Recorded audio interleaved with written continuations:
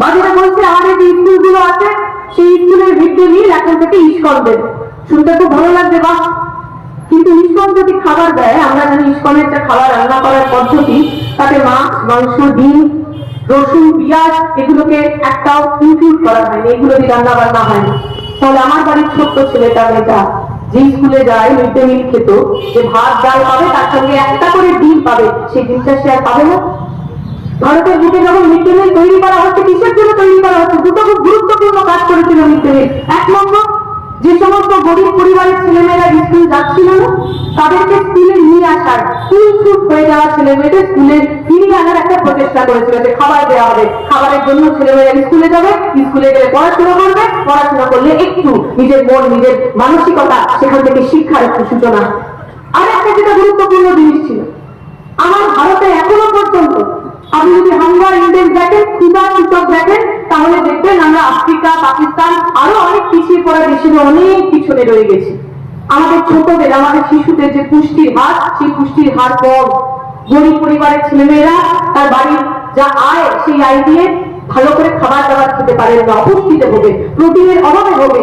তাই বলা হয়েছিল মিড ডে মিলে আর যাই খাবার দিক না কেন, তার সঙ্গে একটা ডিম দিতে হবে। প্রতিদিন যদি একটা মেয়ে বা একটা ছেলে একটা করে ডিম খায়, তার শরীরে অসুবিধা হবে না, পুষ্টির অসুবিধা হবে না, প্রোটিনের অসুবিধা হবে না। মিড ডে মিলে যদি আমি একটু ডিম না খেতে পারি, মিড ডে মিলে যদি আমার খাবার দাবার সেই প্রোটিনের সমস্তটা সম্পূর্ণ না হয়, তাহলে মিড ডে মিল দিয়ে কি হবে? মিড ডে মিলে যে সমস্ত মহিলারা কাজ করতেন, ঠিক মিড ডে মিলের টাকা পাওয়া যেত না, পশ্চিমবঙ্গের সরকার সেই টাকা অনেক ঘাপলা করেছে। ঠিক মিড ডে মিলে যে মহিলারা কাজ করতেন, বহুদিন তাদের মাইনে পাওয়া যেত না, তৃণমূলের সরকার, পশ্চিমবঙ্গের সরকার তাতে গন্ডগোল করেছেন, কিন্তু তাতে ওই মানুষগুলোর কোনো অপরাধ নেই। আমার নির্বাচনের সময় মিড ডে মিল কর্মীদের সঙ্গে আমি কথা বলছিলাম, তারা বলছিলেন দিদি আমরা 2000 টাকা করে পাই, তাও কখনো কখনো 2 মাস 3 মাস টাকা পাই না। আমরা যদি লোকের বাড়িতে কাজ করি 5000 টাকা করে পাবো, তাও আমরা এই কাজটা করি কেন জানেন? কারণ এই বাচ্চাগুলো যখন খিদে পেটে বসে থাকে, আমাদের হাতের খাবার খেয়ে যখন ওদের মুখে হাসিটা দেখে, আমাদের হাতের খাবার ছাড়া ওরা যখন বলে অন্য কারোর খাবার খাবো না, মা হিসাবে ওই বাচ্চাগুলোর মুখের হাসি আমার টাকার চাইতে অনেক বেশি মূল্যবান। ওই মিড ডে মিল কর্মীগুলোর, ওই মহিলাগুলোর হবে, সে নিয়ে আমরা কথা বলবো।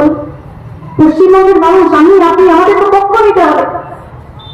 যে সরকার, তৃণমূল, বিজেপি একসাথে আমাদের ছেলেমেয়ের চাকরিগুলো খেয়ে নিল, আমাদের ছেলেমেয়ের স্কুলগুলো বন্ধ করে দিল, তাদের বিরুদ্ধে আমরা যদি এই সময় একটা না হই, তাহলে এই বাংলা থাকবে না। এই বাংলাকে বাঁচানোর জন্য একটা আমার, অনেকে বলতে পারে, আমি দেখছিলাম দাঁতনে, মেদিনীপুরে আমাদের এরকম একটা সভা হচ্ছে অফিসের ভিতরে, সেখানে বিজেপির লোকজন এসে হন্ডিকম্বি করছে যে কোনো সভা টভা করা যাবে না, তোমাদের তো সিট নাই, তোমরা একটা সিট পাইছো পুরো পশ্চিমবঙ্গে, তোমাদের আবার তো সভা কিসে?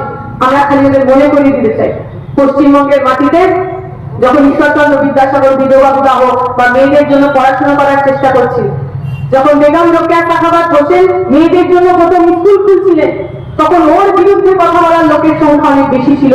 ওদের পক্ষে যে সংখ্যা, সেই সংখ্যা কম ছিল, হয়তো একজন ছিল কিন্তু কেউ ছিল না। কিন্তু ইতিহাস প্রমাণ আছে, যদি আপনি সত্যের পথে চলেন, যদি আপনি সঠিকের পথে চলেন, তাহলে ইতিহাস আপনাকে মনে রাখবে। তাই যারা মনে করছেন আমরা আজকে শূন্য, আমরা আজকে সংখ্যায় কম, আমাদের সঙ্গে দাঁড়াবেন না, আমরা বলছি ইতিহাস থেকে শিক্ষা নিই।